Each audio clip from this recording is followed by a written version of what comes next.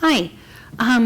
This is a lecture on the multilingual origins of medieval Irish surnames for the conference in Birmingham.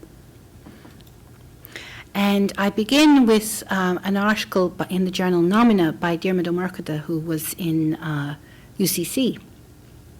And he wrote in 1999, he was talking about the formation of Gaelic Irish language surnames.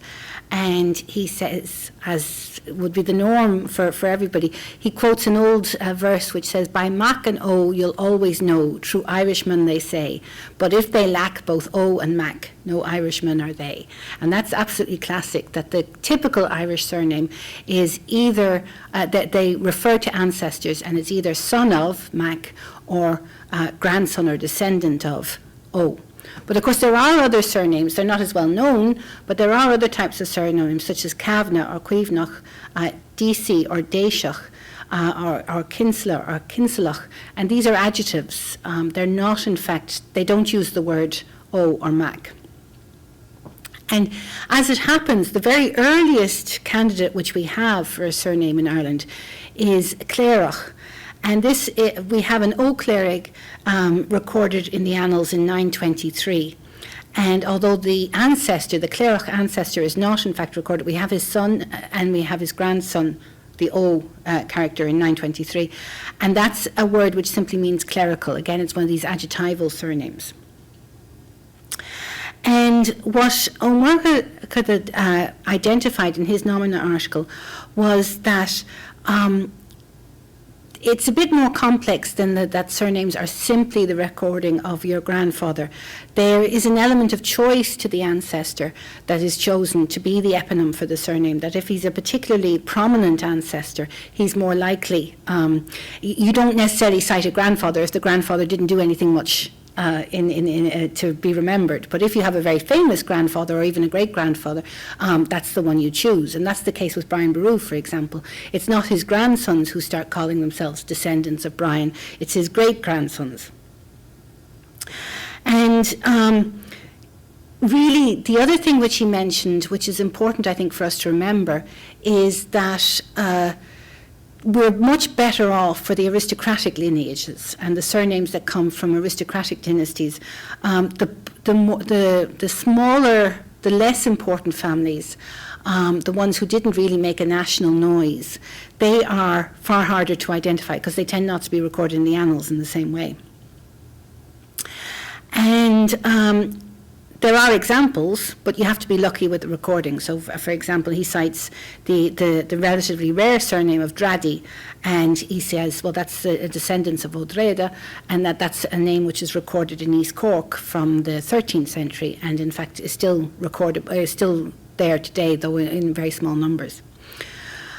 He also points out that there are ecclesiastical or churchmen surnames, and they have a different pattern. If people who saw the lecture in the RDS in October, which is up on Morris's website, you'll know that the tradition for recording church dynasties surnames is that, generally speaking, churchmen make their reputation in their own generation, and therefore they don't use surnames. But when surnames start coming into usage in the 11th and 12th century, some of the names seem to be about characteristics of individuals. So you have O'Manchon, for example, the descendants of a young monk or a little monk, and that becomes the name Monaghan. Or you have other guys like Samuel O'Hangle, Samuel the Angelic, okay, and that in turn becomes another surname. So he sums up his article by saying, to summarize my theories on the surname eponyms, some ancestors were chosen for reflected glory, others related to occupations, and in the case of a few ecclesiastical families, some surnames seem to have been specially formed. Okay, and that range of possibilities I'd like us to bear in mind as we go to look at other evidence, which is the purpose of this lecture. Another article in Studia Hibernica, which is available on JSTOR, by Tomás O'Cannon, he talks about another character, also an early recording. The O Cananan is recorded in a collection of annals known as Chronicon Scotorum for 942. So again, this is very early. And one of the things which genetic genealogists and the group in GCD, for example, has really emphasised is that this is very unusual to have surnames which look back to ancestry of the 10th century. The norm is to look at, if you look at Anglo-Norman documentation in England, or indeed in Normandy, is to look at 11th century origins, or even 12th. But in Ireland, we seem to have some characters and some surnames which originate in the 10th century, which makes us candidates, anyway, for being the earliest users of surnames in Europe, in Western Europe. And that is really very strange in a small and relatively underpopulated country, and it's worthy of discussion. And that's really, I'm not a DNA person, as people in the RDS will know, I'm a newcomer to this field, but having been introduced to the field through the genetic genealogy group and family tree, I've become very interested in the historical evidence for the origin and adoption of surnames in Irish society. O'Cannon quotes another famous Irish scholar, Brian O'Keefe, who essentially gives us the outline. He's citing work that has been done since the mid-19th century on the nature of Irish surnames, and he points out that the word O or Ua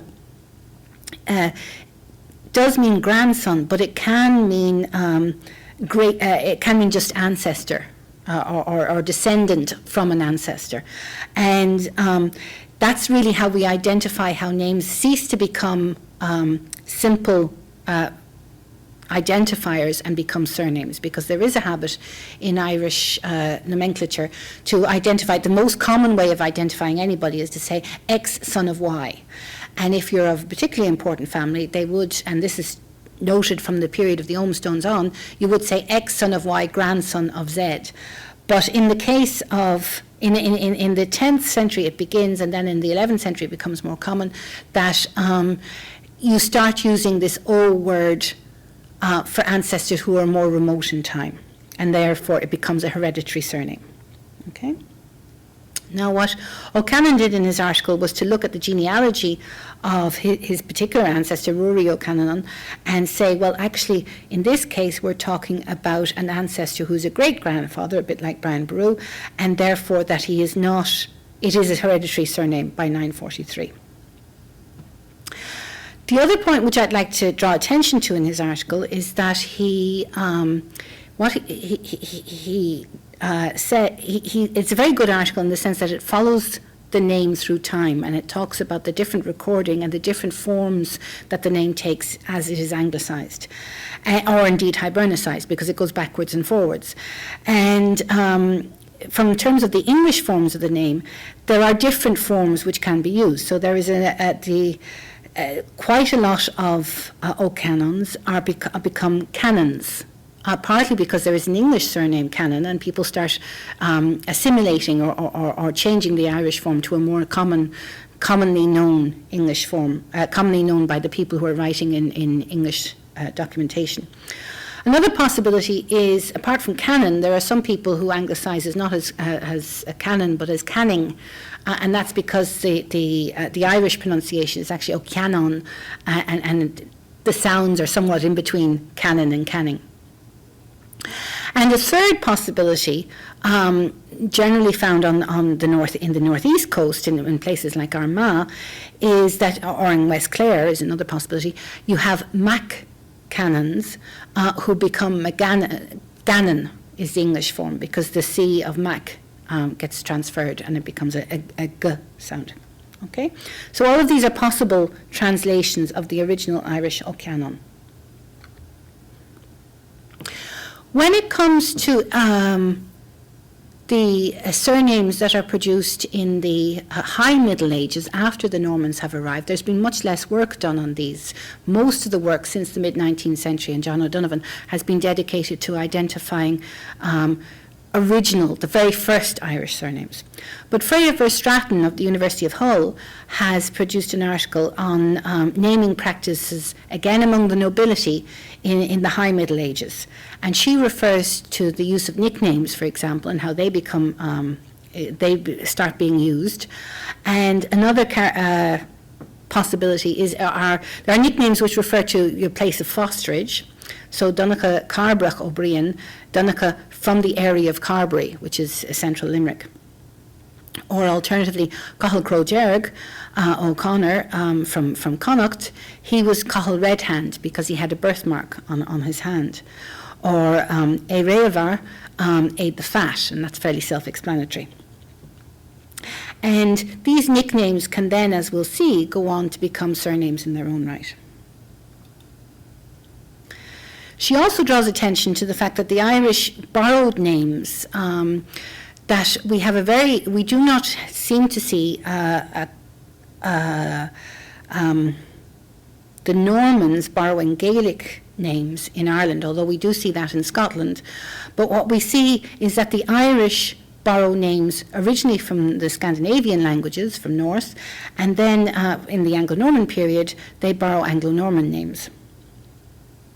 And this is presumably partly to do with intermarriage between the new groups coming in and the original native Irish.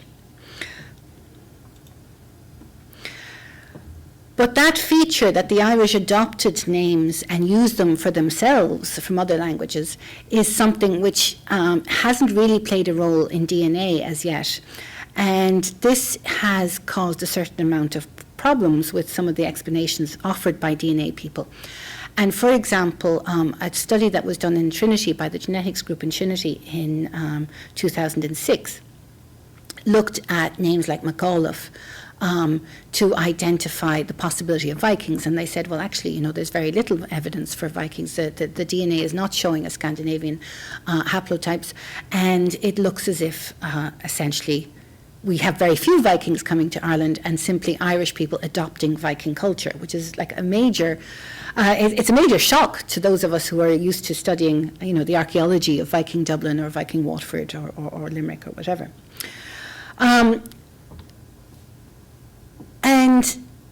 there is a more recent study, 2011, in Alistair Moffat's book, The British Genetic Journey, and he goes down the same road. So he talks about a Scottish comedian called Fred Macaulay, and they expect that because his name is again from Olafr, the Norse word, that he should be producing Scandinavian DNA. But in fact he's not. He's producing Munster DNA. So there's a very good story, which is put up as an explanation of this, that Fred's ancestor was a slave who was captured and was sold possibly in Dublin, and that he was bought by a Viking lord from the Hebrides, who was probably called Olaf or Olafr, or was from the household of Olaf. And this Viking then sailed back north with his new slave, who, as it happened, was a member of the royal house of Oganacht, the guys who ruled in Cashel. And perhaps as a royal slave, this guy didn't really appreciate his slave-like status, his new slave status in life. So he went off and he had sex with a Macaulay woman, one of the members of Olaf's household, when he shouldn't have had, and she couldn't confess this. So his DNA sort of snuck in what's called a non-paternity event, and it was insinuated into their lineage. And Moffat finishes up by saying, this is the most plausible explanation and it appears to fit the facts. And Fred Macaulay was delighted. Well, it's a great story. And it's clearly told by a guy with a background in telling good stories. But in fact, because those of us who are living and working as historians in Ireland could tell you, Olaf and the Irish form of Olafr is actually a very common personal name among the Irish dynasties. In fact, it's the 61st most common name if you go through all the different personal names that's used in Irish genealogies. And indeed, there is a group of the Oganacht of Cashel called the MacAuleys, and they rule an area of land, which Glensalachon is the original name in the 14th century documentation, 15th century, and if you look it up, it's the barony of Duhallow in North Cork. And in fact, that is still a very common name. If you go to graveyards in Buttevant and Charleville and so forth, you will find a lot of graves to MacAuliffes even today. So there's nothing problematic about a MacAuliffe showing Irish DNA.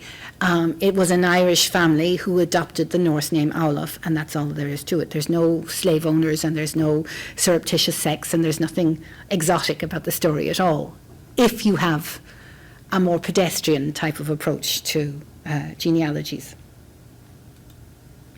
So my first point, really, of this lecture is that surname usage apparently begins as a dynastic phenomenon, particularly among the aristocrats in Ireland, and it seems to begin in the 10th century.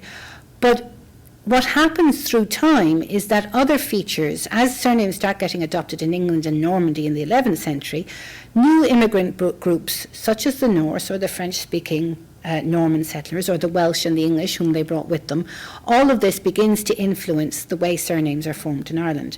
And as I say, because we've tended to look for the earliest surnames, we're very proud of this notion, we have the first surnames in Europe, we haven't looked at this process in any detail. However, we're very lucky in that we have a huge data set now that was put together by Brian Hodkinson for Limerick, where he essentially collects together all the references that we have to citizens in Limerick. And from 1200 to 1534, and in fact he's done an early modern one then up to 1700, and then there's other things like trade directories and so forth. So you can chase surnames in the Limerick area right from 1200 up to the modern era. And that allows us to see patterns in a way that we haven't been able to detect before. So in Limerick, for example, Limerick was essentially so King John, Richard the Lionheart's brother John, built a very important castle in Limerick, as you can see here on the photo, and it was a royal base in an area where what John did was to essentially say to some of his lords, listen, I haven't conquered it yet, but I'll give you large quantities of Munster if you go out and do the hard work of actually conquering it for me.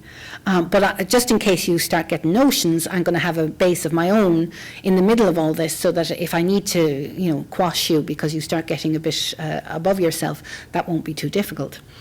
So it's a royal castle, a royal Angevin castle, and when we look at the names of the people who were running the castle and running the city around the castle, we find a classic Norman nomenclature, de plus location.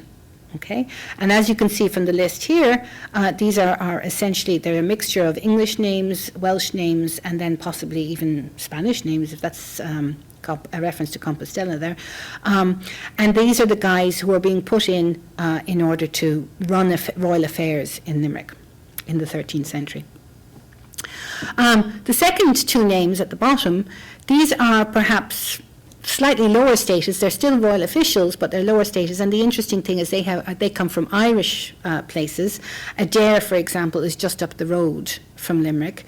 And it looks as if they are already, in the early 13th century, Irish people, or at least colonists from Ireland, are already involved in getting offices in the royal base at Limerick. When we look at the cathedral, Limerick is the centre of a diocese, and it has a cathedral documented from about 1100. And when we look at the church names, we find a continuation in the early 13th century of the older Irish habit, where you just identify churchmen by their single personal name. Although as you come up to the middle of the century, such as Bishop Hugh de Burgh, for example, or Thomas de Woodford down here, the Dean, you start getting Norman families of important colonist families becoming, they're using the Norman nomenclature, and they're coming into office in the mid-13th century.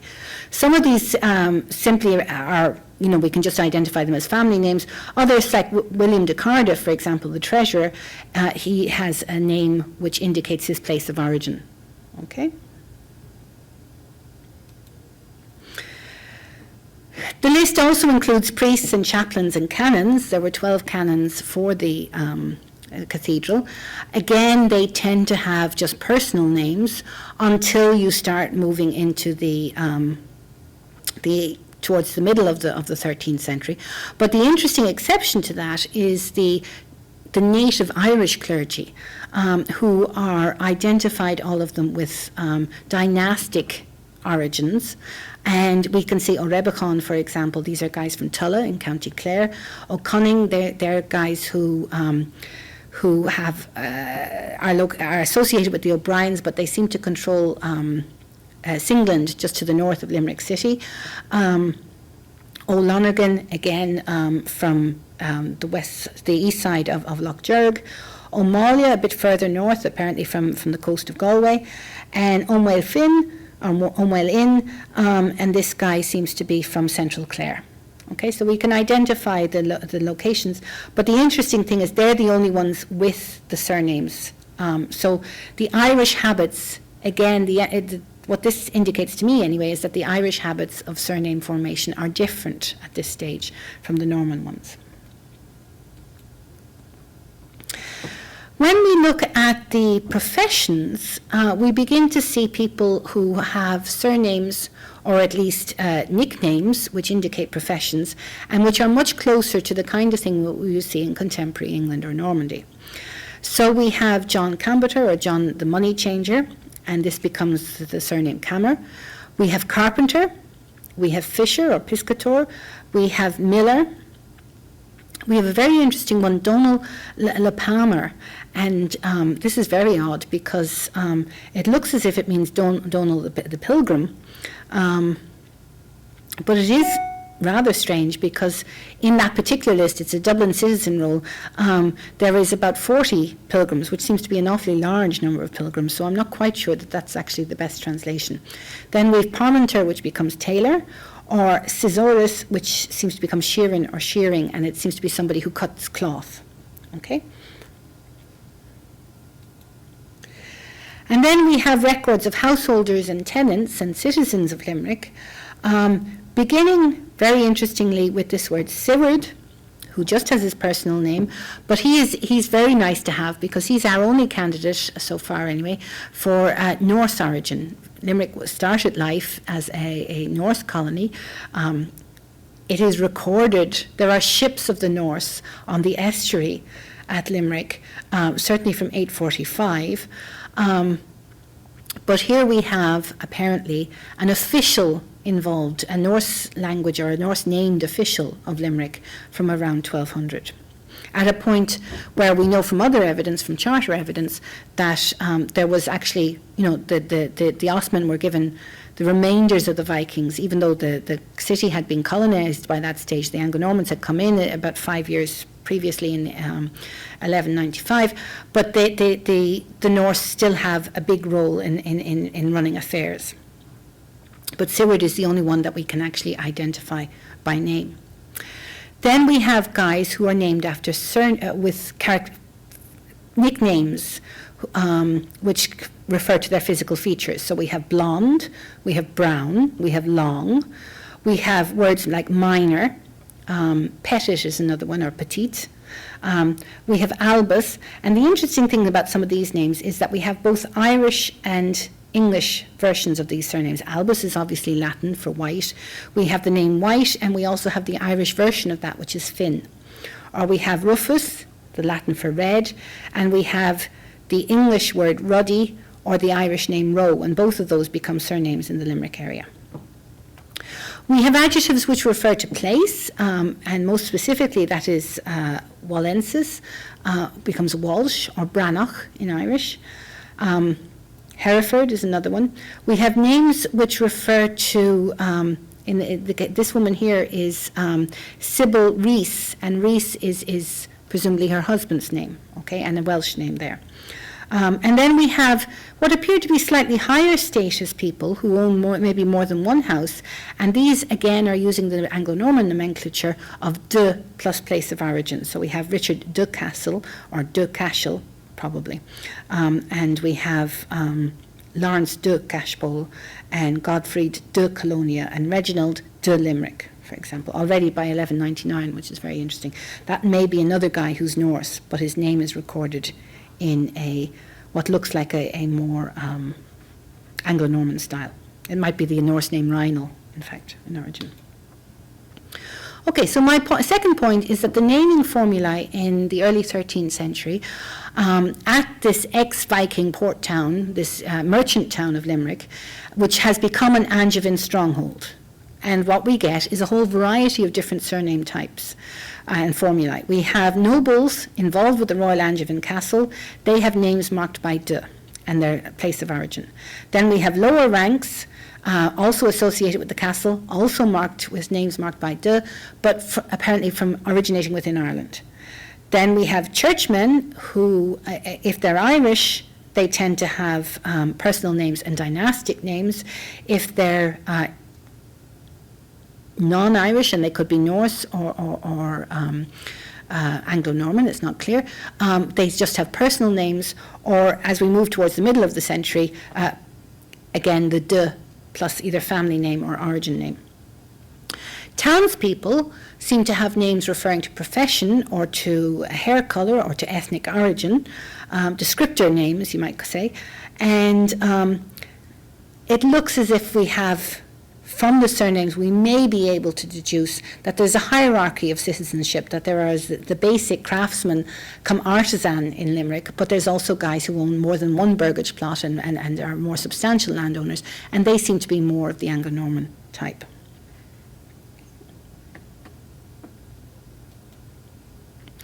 Okay, so that's my second point. And now I look at, well, okay, Limerick is a West Coast town. Is the pattern in Limerick right at the very edge of the Anglo-Norman colony, right on the border of the edge of Europe, indeed, not just of Ireland? Is this such a wild frontier zone that it's not, in fact, typical of what you get elsewhere? Well, how do we look at that? Well, one of the sources we can look at is materials for East Coast towns, and there's a very interesting poem which is written in French on the walling of New Ross. And it's a lovely poem, and it tells the story about how in New Ross, down in County Wexford, there was the town council decided that they needed a wall. Like a lot of cities in Ireland, they needed a wall to protect themselves against the Irish. So they hired labourers, but then they ran out of cash. The labourers didn't get very much done, and there wasn't enough money really to, there was, if not a crash, there was certainly a lack of available funds. So what were they going to do? So they decided, we're frontier people, we're colonists, we believe in initiative and sorting things out for ourselves. What we will do is we will build the wall ourselves. So on Monday, the men who sold wine, they would go to the ditch, and then you would get mercers and merchants and clothes drapers, people who dealt with clothes. They would all go along and they would help build the ditch. And they would go with banners and flutes and tabours and keep themselves cheerful while they did this manual work, because merchants, both of wine and of cloth, would have been quite rich, and it would have been a bit beneath their dignity in most cases to be doing physical labour, like building walls. And not just the drapers and the wine merchants. Young folk would be coming, priests when they had sung mass, fishermen and seamen. Wexford was famous towards the end of the 12th century. It talks about producing 40 pounds worth of fish to sell in English markets. So they're going along to build the wall, and their banner goes before them with a ship painted in the middle. And as you can see, the town banner of Wexford still marks their tradition in shipping. And then on Tuesday would go the tailors and the robe trimmers and the dyers and the fullers and the saddlers. And on Wednesday you would get the leather workers and the tanners and the butchers. And on Thursday you would get the bakers and the small traders, and all of them would be marked. They would all be guilds. They would be marked by banners and by musicians, and hopefully it would be a nice sunny day, and they'd work for the benefit of the community building the wall. Porters go on a Friday, carpenters go on a Saturday, smiths and masons also. And on Sundays, we're down to the dregs here, we haven't got anybody left, so it's the women who go, and they do great work. And they all go to heave the stone and carry it out of the ditch. And had you been there to witness, you would have seen many a lovely lady, many a mantle of scarlet and green and dark brown, many a good well-smocked gown, many a fair-skinned rosy wife, all in the ditch building the town wall. So when we look through the list of professions listed in this poem, we get vintners, wine merchants, mercers, merchants, drapers, fishermen, tailors, and so forth. And we can compare that with the evidence from the Dublin Citizen Roll written about 1200, where again we have many of the same professions are listed there. And in fact, we have because the Dublin Citizen Roll has about 1,600 names, we have a far greater number of professions from the Dublin Citizen Roll, as you can see underneath here. Some of which, archer, marshal, gold worker, some of those are easily recognizable, and some of them, somebody who deals with furs, some of them are a bit harder. What exactly a clatter is, I'm not quite sure, but maybe there are people here who might know better than I.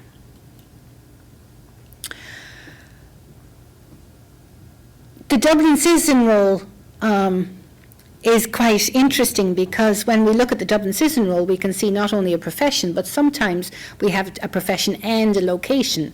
So for among the bakers of Dublin, the pistor, like Pistorius, it would be an equivalent which has been in the news recently. We have a baker from Oxford, a baker from Trim, a baker from Worcester. And this is interesting in that it gives us an impression of the mixed ethnic origin of the craftsmen of 13th century Dublin. A more prestigious craft is that those who sell cloth, make and sell cloth. And we have Richard, we have Walter from Naas in County Kildare in Ireland. We have Aylward, an English name. We have Robert, Robert the Black, for whatever that refers to, whether his hair colour or his skin. David from Cardiff, and the name is in the Welsh spelling, and so forth, to Coventry, Bristol, Wexford, and Winchester, and so forth. And it's very interesting to be able to go through this list of names and see, as I say, the mixed origins. It's neither all English nor all Irish, but a mixture of the two. And then with Welsh, there's one of the surprising things when you go through it is the extent of the Welsh names that occur. Perhaps not surprising when you think of the geography, but we haven't seen them we were very conscious of Bristol because the Charter of Dublin is based on the Charter of Bristol. But the Welsh is, I think, a new insight into the nature of Anglo-Norman Dublin. The important thing to remember is that the sources for Limerick are not a citizen roll. The great thing about Dublin is that it's listing everybody within the walls. In Limerick, we're simply talking about people who make it into Anglo-Norman documentation, royal official documentation, for some reason or other. And so that's not a complete set. And one of the things which is very interesting about the Limerick names, for example, is that we only have one carpenter and we've no masons. And given that the castle is such a major feature, and not only in Limerick itself, but they're building castles in Adair and other places in Limerick, you would expect to get a lot more names with mason. And that may be because the Irish word sair, the equivalent in Irish, is a word which is used for both people who work in stone and people who work in wood. And so maybe the word carpenter covers both.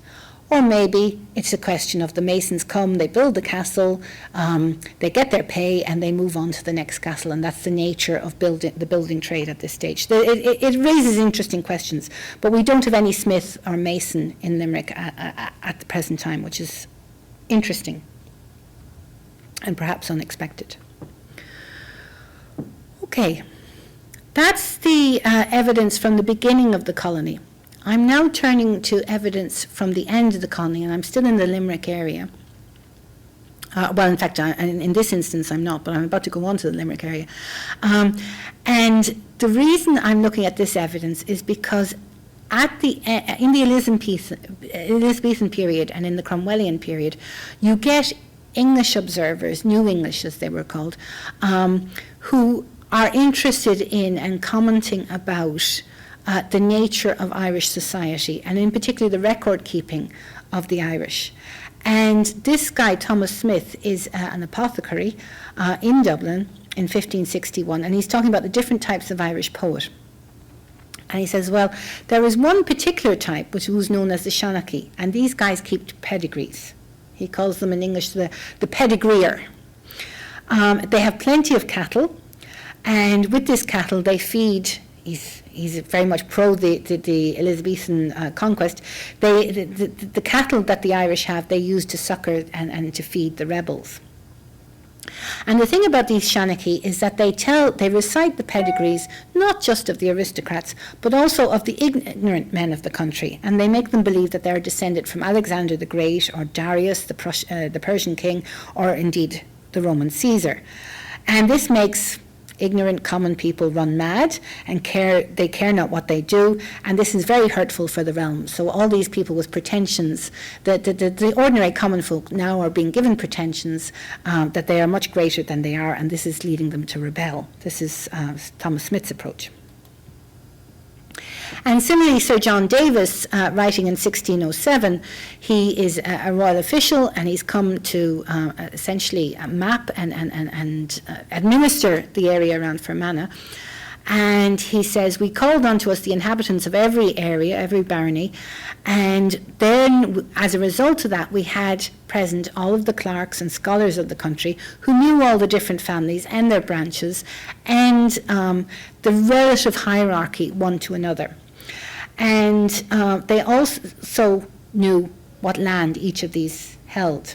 And these guys then told the people doing the recording for Davis who were the most important, who were next, who were of the third rank, down as far as the most inferior man in all the barony.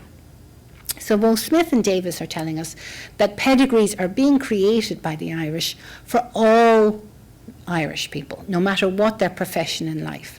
That pedigree writing was not limited to the aristocrats. Okay?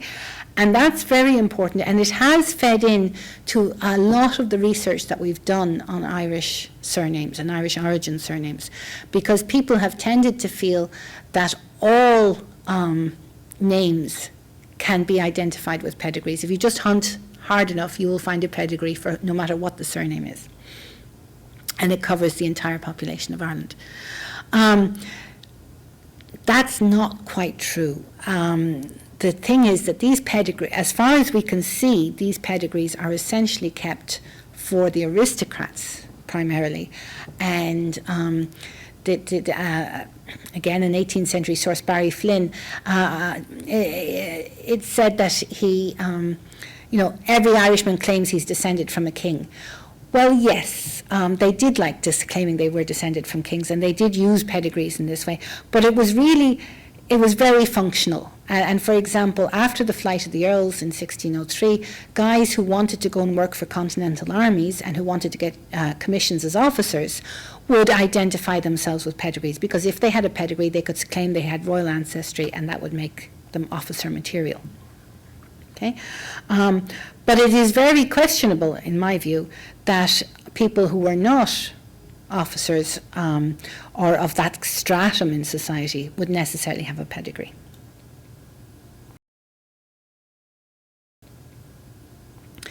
It's worth looking at the 17th and 18th century genealogies to try and look at this in more detail. And there is a very interesting collection, which is not perhaps as well known as it should be, which is called An Leabhar Muvnach, or the Book of Munster. And this is an account in very classical Irish style, which begins with the creation and talks about the different dynasties of Ireland. But essentially is made up of two sections. There's a whole lot of things in it, but the essential format or framework is from the beginning of the world to Brian Brew's brother, Mathgavin. And that's known as the Seanchas Dalgash, or the tradition of the Dalgash of the O'Briens. And then there's another section which begins with Owen Mór Mac Ailill, and this is the Seanchas na Hóganacht, or the traditions of the Oganocht, the peoples who ruled in Cashel. Okay, and the suggestion that we have in our manuscripts of this text, particularly by a guy called Richard Tibber, is that the two sections were put together by traditional Irish Shanachie or Olavan professors, and that the Oganocht collection was put together by a guy who was one of the traditional bards of the McCarthy kings of South Munster, and the northern section, the Thomond section, the O'Brien section, was put together by the Clan Bruada, and in particular this guy, Taig MacDaravic Bruada, who is a well-known character who writes a number of bardic poems and seems to live from about the mid-16th century up to about 1620 or so.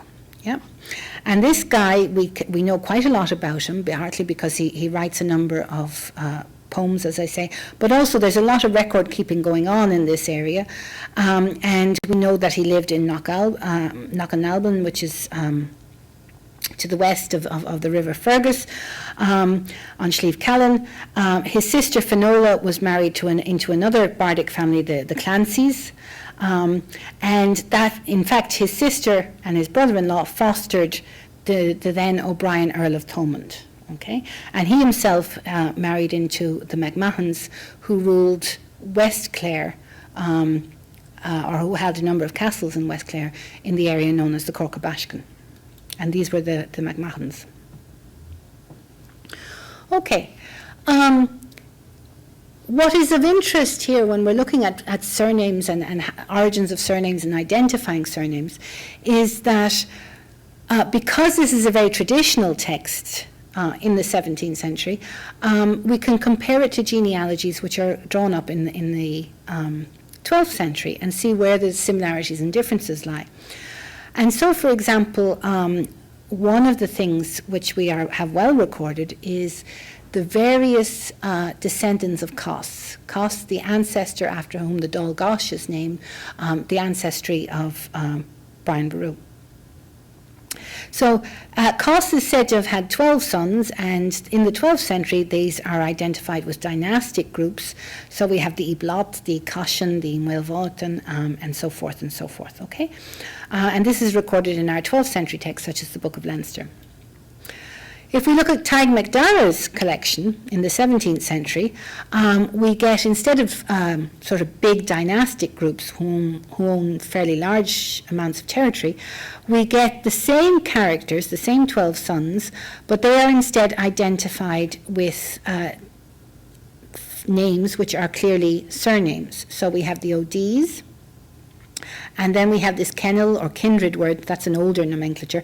But then we have Muincher, and you can see there's a lot of Muincher or household, and this seems to be an Irish language version of a surname name. So we have the Muincher Ifrenon, and the Muincher Nexton, and the Muincher A, and the Muincher Cochlan, and so forth. Okay?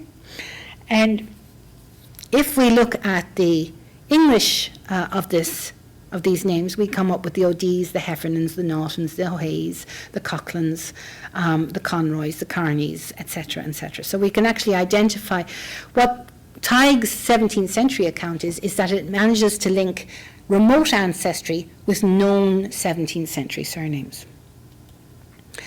And we can then compare these surnames with the records that we get in other texts. So, for example, the O'Ds were very important. They gave a bishop to Limerick, for example. The current crozier of the Bishop of Limerick is still known as the O'D crozier. And we can, if looking at Brian Hodkinson's list, we can see, for example, this is Thomas Dunn O'D in 1306, and Thomas Finn, Thomas the Brown O'D, and Thomas the White O'D. So we can see the overlap between O'D as a surname and then the use of nicknames and so forth, all going on in our records.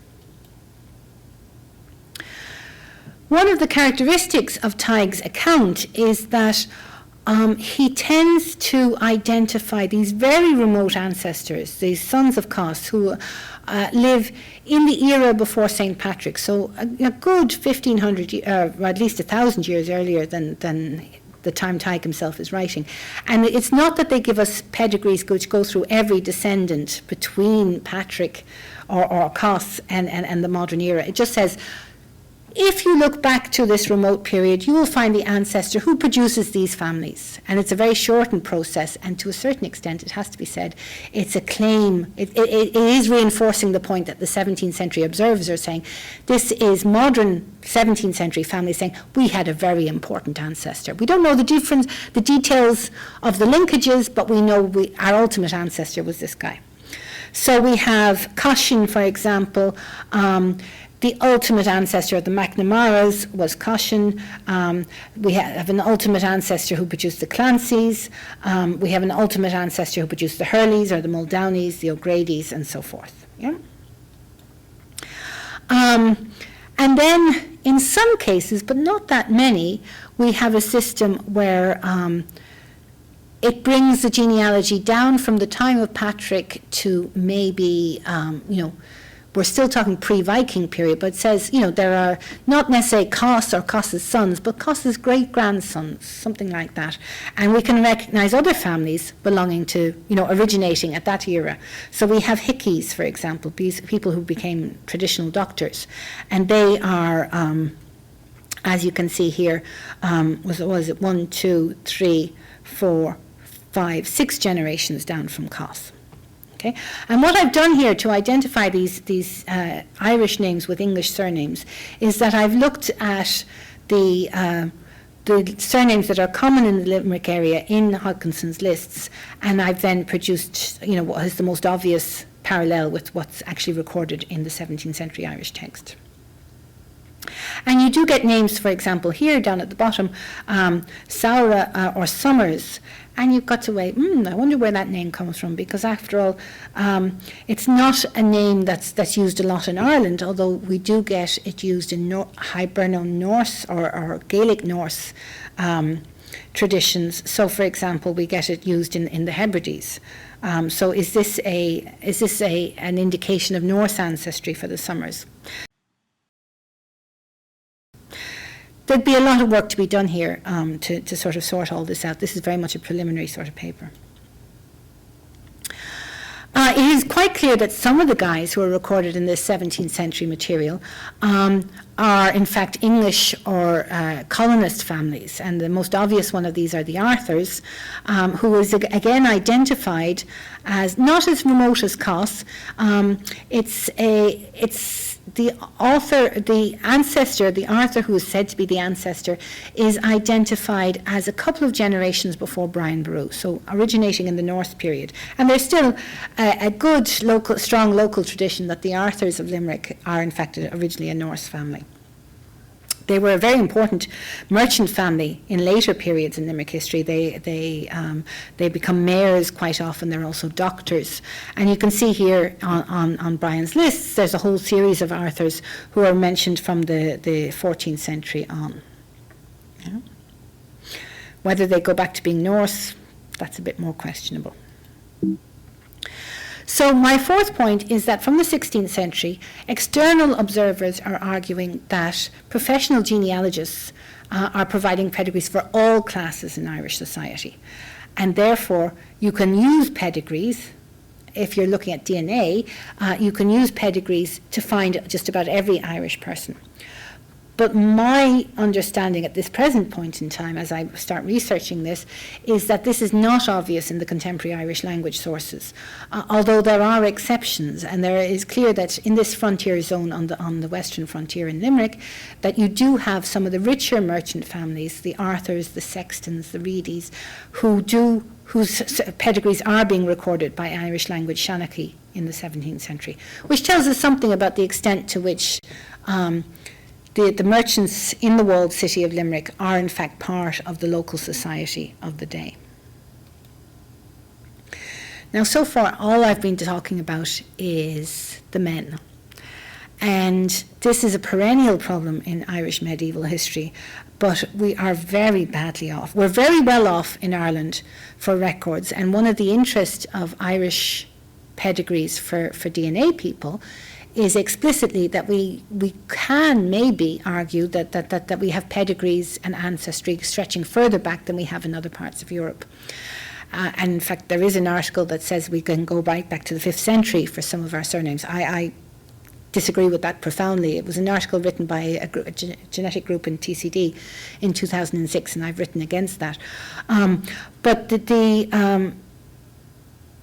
that's fine if you're looking at Y chromosomes and you're looking at surname, because most surnames are composed, not all of them, there are exceptions, but the vast majority of surnames are identified as the son or the grandson through the male line.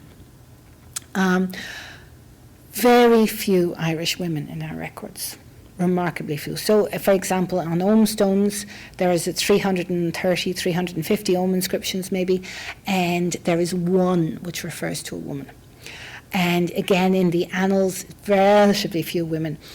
So it is quite difficult to find what's happening with the women, and we are never going to be able to look at, right apart from the problem of identifying female ancestry, it's going to be very difficult to do mitochondrial studies or anything identifying specific Irish women or specific Irish lineages.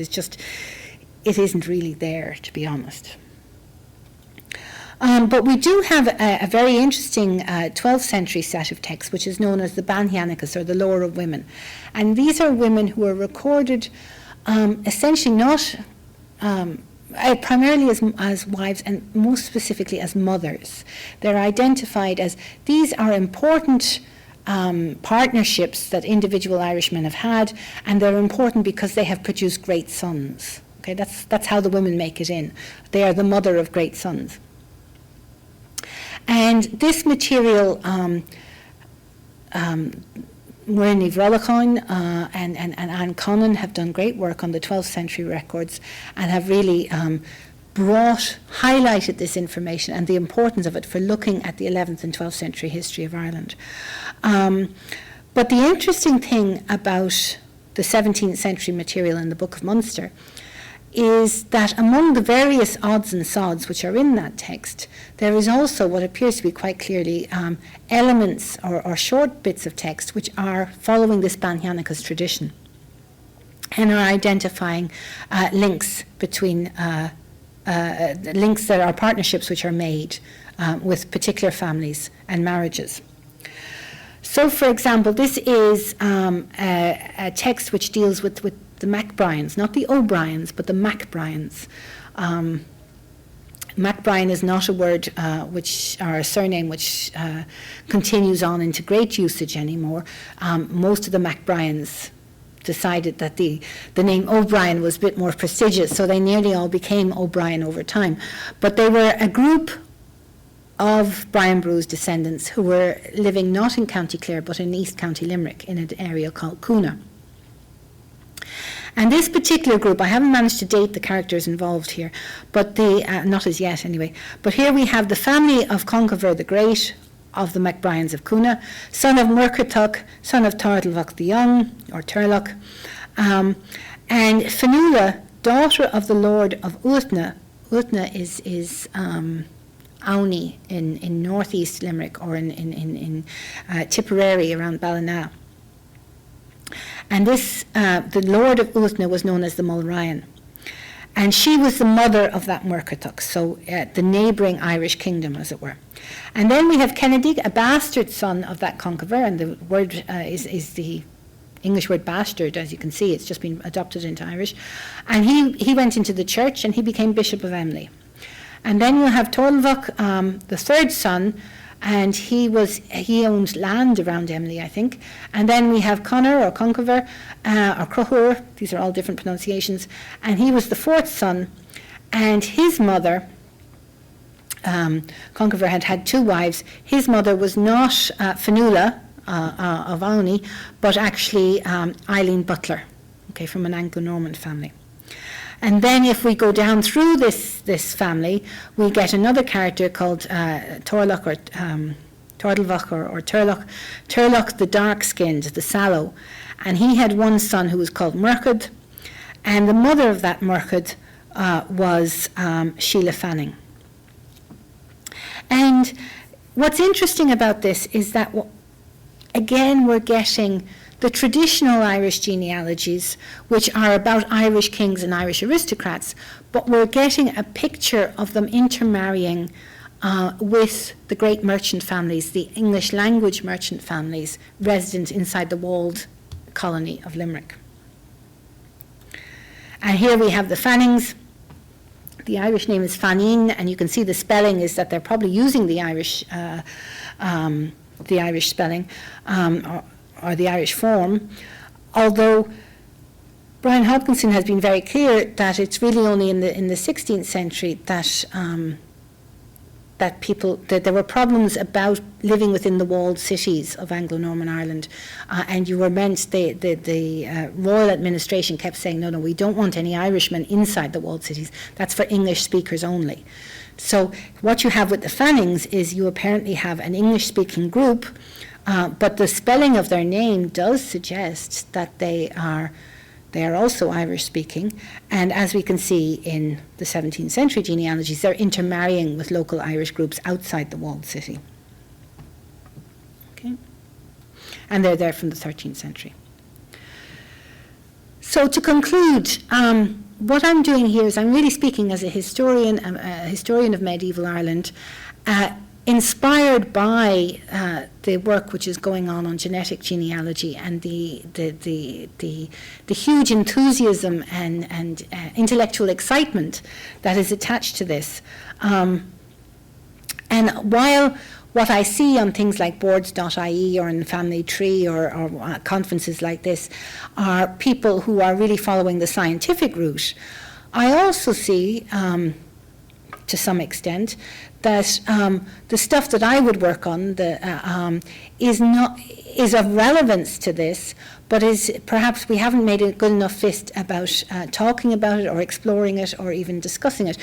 Surname history in England as well as Ireland is not normally a university subject, so we haven't actually studied the adoption of surnames. There is people like Robert Bartlett in St Andrews, but it's been relatively understudied in Britain up until the time when the DNA people said, look, you've got to get going on this and you've got to start thinking about it. So really I'm trying to contribute to that discussion and dialogue. And in that context, I want to say as a historian that if you're studying things like the paper that looked at Viking influence on Ireland, you can't simply assume that because a surname is Norse in origin that it's referring to an ethnically Norse family. That's to ignore the complexity of a colonial and frontier zone and a mixed linguistic and multicultural society. It is absolutely clear that we have inherited dynastic formulae which are used to refer to male aristocrats, and that seems to appear, all the evidence is so far quite clear, that it seems to appear in Irish language sources before hereditary surnames appear in other parts of Western Europe. Okay? In contrast to that, we're not really getting evidence for surnames attached to craftsmen or to urban dwellers, people from the port towns of Dublin and Waterford and Cork and Wexford and so forth. We're not getting those until the end of the 12th century. And at the point that they appear, they seem to be very influenced by the English habit of surname formation. And I'm saying that in a preliminary sort of way because we haven't, that this work is something which hasn't, as I said, been the subject of much study up until now. And really, what I wanted to do in this paper was to emphasize the point that it was in the 19th century and in the context of the diaspora of Irish people after the famine that the study of Irish surnames became of widespread popular interest. And people like De Wolf, in his 1922 study, which sort of started the whole thing off really for a lot of Irish people, that was a study that was born of his experience as a chaplain in Liverpool and talking to Irish families in Liverpool. It was very much a diaspora-driven interest. And in that 19th century context, earlier genetic material, earlier genealogical material, such as the 17th century Laramovnok, hasn't made it in to the record keeping in the same way. But if we look at those, the great advantage of them is that they do allow us in a more systematic way to link up pedigrees with purported remote Irish ancestors with modern Irish surnames, at least 17th century surnames.